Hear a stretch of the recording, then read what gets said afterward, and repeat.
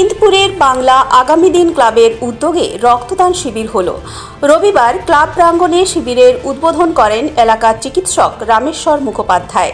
উপস্থিত হয়েছিলেন ইন্দপুরের BDO Sumanta Bhowmik, ইন্দপুরের OC মনোরঞ্জন নাগ, প্রাক্তন শিক্ষক অশোক পাত্র, মানস মণ্ডল, চন্দন বন্দ্যোপাধ্যায়, পঞ্চায়েত সমিতির সহসভাপতি সঞ্জয় চন্দ, সমাজকর্মী রেজাউল খান, সৌমিত্রপতি, প্রদীপ মণ্ডল প্রমুখ।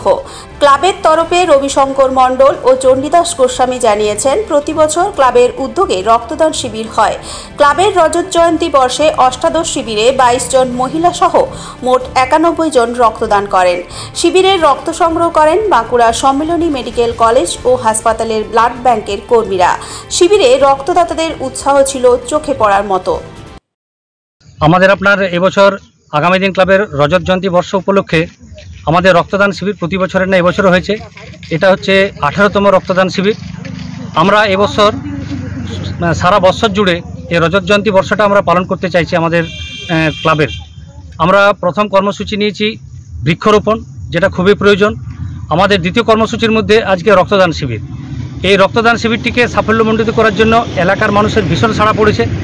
আমাদের অলরেডি 91 জন রক্তদান করেছেন। আমরা এলাকাবাসীকে ধন্যবাদ জানাচ্ছি আমাদের ক্লাবের পাশে এভাবে থেকে এই রক্তদান শিবিরটিকে সাফল্যমণ্ডিত করার জন্য।